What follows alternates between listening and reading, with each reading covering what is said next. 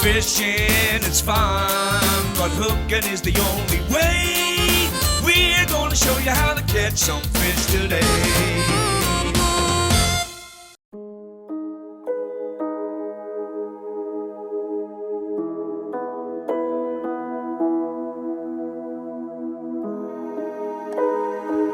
Hey guys, here we are at Bodega Bay, and we're with a couple friends of mine, John and Guy. And Guy's the captain. He's gonna put us on some crab, hopefully, right? We're gonna get some crab today. And we're soaking in about 125 feet. He put a trail on the GPS, and then we're gonna start laying the traps out. How long do you let them sit? About an hour is a good hour. Yeah, it seems like 2 hours, a little bit long. It's like the crab are leaving. I want to go north, so what I'm going to do is I'm going to head into about 120, 130, and then I'm going to put a waypoint, and we're going to go to that cursor, and then that'll make us a straight line to stay on, to drop in.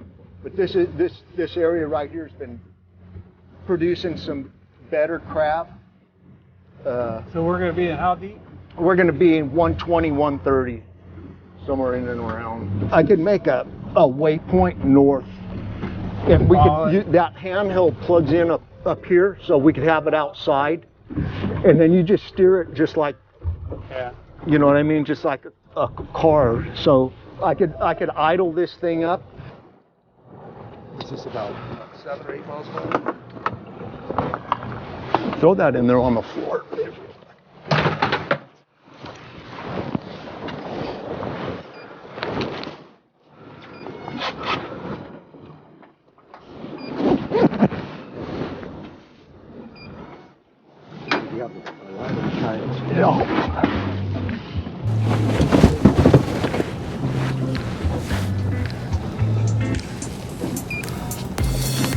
So what we're going to do, John, we're just going to hook it up here. I'm going to pull it over here, and I'm going to tie it. You see it? So it stays, so the bait stays off the bottom. That way we won't get the sea lice and all the other, you know, the snails and all that in our bait. Our bait will stay better longer.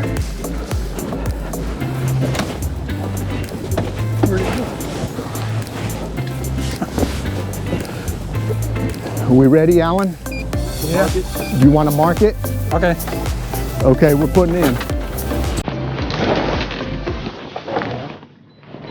Go ahead and pull our next trap, John.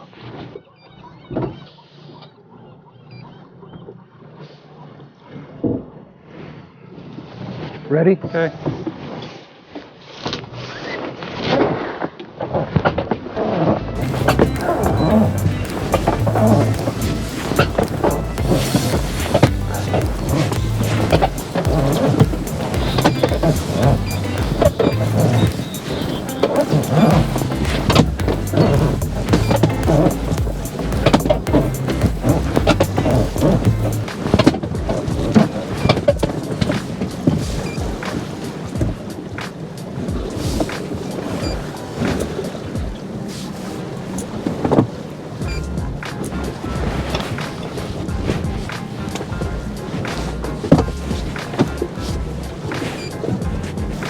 So we're out here today.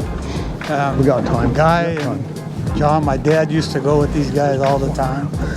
And they used to, when my dad was getting older, they would take him all the time, because my dad really liked it out here in the ocean. So I thought it'd be really nice to get out here, back out here with them. And actually my dad was cremated, and they dumped the ashes for me out here. So just good to get back out here. It's been a while since I've been out here. You ready? But here we go again. So see those nets? They're actually designed, they're lobster nets. And they turned out working really well for crabs. So when they go in there, they have a hard time getting it out because they're concaved on the top. So with this new law restriction, as far as the problem is, they sighted these whales out here and they're getting tangled in the nets. So they stopped crabbing, so there's not so many nets. So technically when you're out here, these things have to be pulled every 2 hours.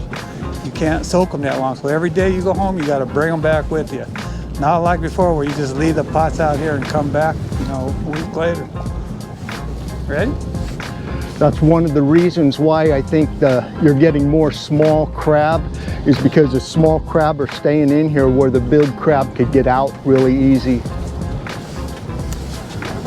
But, you know, that's crabbing. Yeah. Ready? Okay. All right. How far you put them? About maybe 50, 60 yards? Yeah, you don't... Okay. See what he does? He has all that line in there. He hooks them together so they don't get all tangled up. I guess you learn from experience, huh?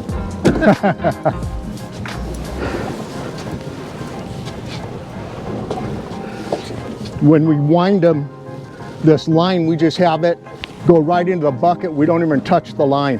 Huh. Just goes into the bucket. We hook them all together and makes it real simple. So this crab pot puller is one of those Ace Brutus, and I just fabricated it to this bigger boom. Yeah, just so it's higher, but it pulls fine. I like it because I didn't have to change the wiring to my downriggers. Yeah, that's cool. All right, we're going out. Okay. You could do it by hitting the screen too, guy? I use a man overboard normally. This one here, double touch on that. Just hit it twice? Yeah. But you only could do so many, I think 9 maybe or 10, and then you run out. Well, I had set I know where we wanted to be. So what I did is I projected out a ways, and I made an icon or a go-to, and then I just went to go-to cursor, and it made our line, and we just stayed on that line. If we wouldn't have stayed on our line, we would have been kind of all over the place looking for these things. Yeah, it's easier. The way you did it, it's a lot easier. Alan could probably explain it better than I can. But basically, he laid a trail out, and then we followed it back, and then as we went 50 yards, he'd dump a pot, go another 50 yards, dump a pot, and then you got a straight line. That's pretty neat the way he did it. So with the new regulations, so when you dump these crab rings out, they must have you dropped only can leave them, you have to pull them every 2 hours. And you can't leave them here overnight, so as long as you can soak is 2 hours. So we're doing a 1 hour soak, and then we're going to start pulling them again, and that's been pretty adequate, and having them out for about an hour. So we put 8 pots out, so we should have hopefully our 10 crabs each, so there's 4 of us, so 40 crabs in those 8 pots here within a few hours. The crab season opens in November 6th, and it usually runs all the way till June. And you could pretty much do very good out here, except for after the second week when sport fishermen can go out and get them, they open it to commercial. Then you're going to see lines of thousands of traps out here. So right now everybody's using the ring, and the ones that are made for lobster fishing, you know what I mean? seem to be the best. So we're going to go check the pots here pretty quick and see what we could do. And usually the kind of areas that you want to fish are real sandy. So if you get any rock crab in there, you need to pick your pots up and go somewhere else. Using your fish finder, especially a color one now, the yellow line is real intense, that you're in hard bottom, so you're probably going to get rock crabs. So you want to find an area that's all doing sand. that is because we remember all the sea life. So here we're coming up to the first pot. John's going to grab it with a hook. You need a hook like that. Don't try to grab it with your hand. Grabs it. He's going to pull it up and put it in the puller.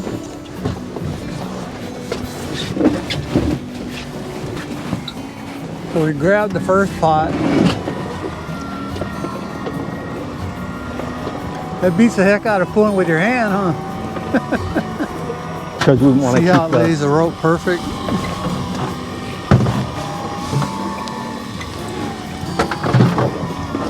So this lead line, it already has memory from being on a spool. Yeah. So all you got to do is lay it out and it's going to reel itself up. Yeah.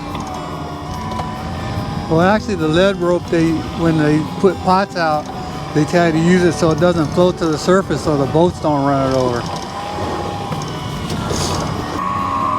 Yeah, you can hear it, huh?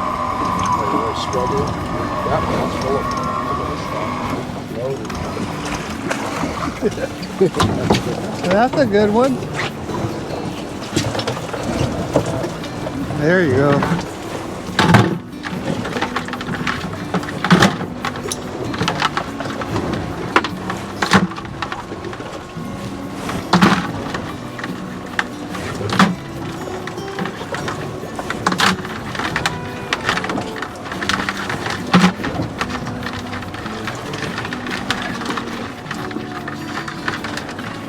I don't think so.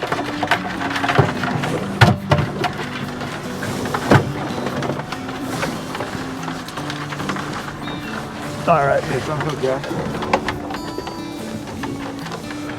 Easy keepers.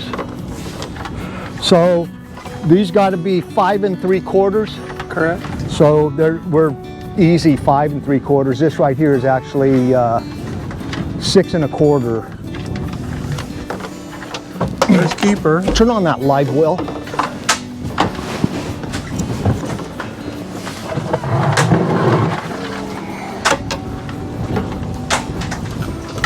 This is over 6 1/4.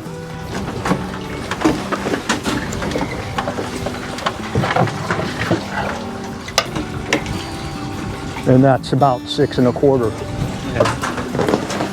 So we got a happy place for them right here in the live well, and they like it in there. That's considered a good size, 6 1/4. 6 1/4 is not bad. I like to see 7 1/4, but we're not seeing them this year, not yet. So basically, I'm going to the edge here, and that one is questionable. So see right here, he's just a fraction short. So he goes back.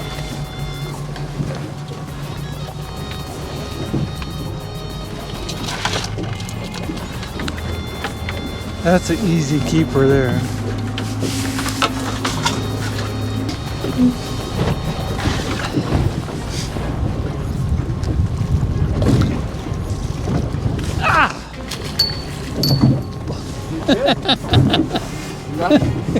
A little bit. I made quite a few of them though. The guy's already patented, so somebody wants to copy, you gotta check with Guy first. I mean, they do keep, you know, those hoops pretty organized on the boat. The first time we were out here, they were laid right here. And I mean, we were jumping over them, how they're stacked this high is like, man, that's not going to work. Keeps them out of the way while you fish. Yeah.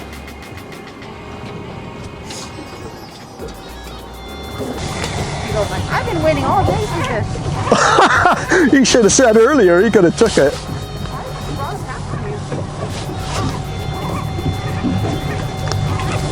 So that was mackerel, crab, and shad. Oh, really?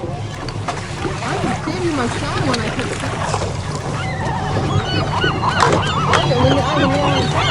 Huh? I limit out on shad by throwing back because I don't need it. Keep them. But people just fish for crab and it's oily. Good crab bait. You want the whole fish? You just Yeah, the whole thing. I just like on a short soak like we did today, you cut your bait up real small. so the oils get in the water. More scent on a long soak. Leave your bait big. What is considered a long soak? What's that? What's considered a long soak? Like if you're going to use traps overnight, couple days. So this is what we came after today. We got our limit. Bye.